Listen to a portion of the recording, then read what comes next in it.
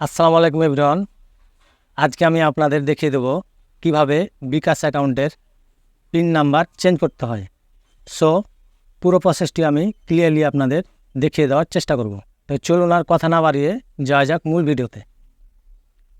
তো এখানে আপনাকে *247# তো এখানে আপনার যে সিমে বিকাশ অ্যাকাউন্ট খোলা আছে সেই সিমের উপর একটি ক্লিক করতে হবে। তো আমার ওয়ানে খোলা আছে, সেজন্য আমি ওয়ানে ক্লিক করলাম। তারপর আপনাদের সামনে এরকম একটি ইন্টারফেস চলে আসবে। সো এখানে যে 9 নম্বর অপশনটি দেখতে পাচ্ছেন মাই বিকাশ, এটি আপনাকে সিলেক্ট করতে হবে।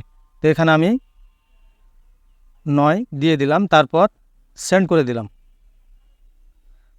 তারপর আপনাদের সামনে এরকম একটি ইন্টারফেস চলে আসবে।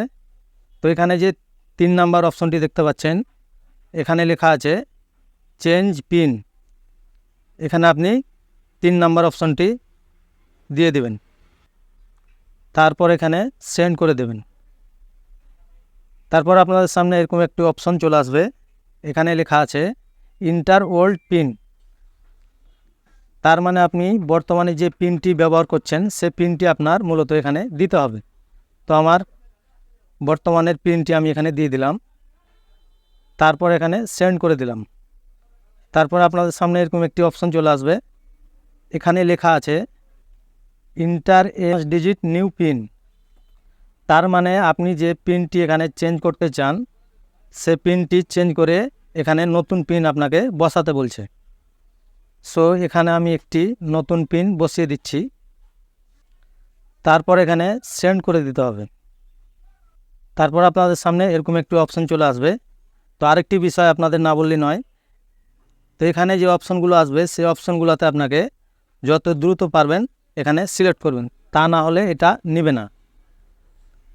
তো এখানে কনফার্ম নিউ পিন, আপনি যে নিউ পিন কোডটি দিলেন সে পিন কোডটি আবার এখানে বসাতে বলছে। তো আমি এখানে আবার সেই পিনটি বসিয়ে দিলাম, তারপর সেন্ড করে দিলাম।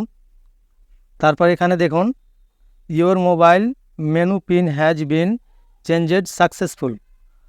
তার মানে আমার পূর্বে যে পিনটি ছিল আমি সেটিকে চেঞ্জ করে নতুন একটি পিন কোড এখানে চেঞ্জ করে দিয়েছি। সো বুঝতে পারছেন, এভাবে কিন্তু আপনি খুব সহজে আপনার বিকাশ অ্যাকাউন্টের পিন নাম্বার চেঞ্জ করতে পারবেন। সো এই ছিল মূলত ভিডিও। দেখা হচ্ছে আবার কোনো ইন্টারেস্টিং ভিডিও নিয়ে। ততক্ষণ ভালো থাকবেন, সুস্থ থাকবেন। আল্লাহ হাফিজ।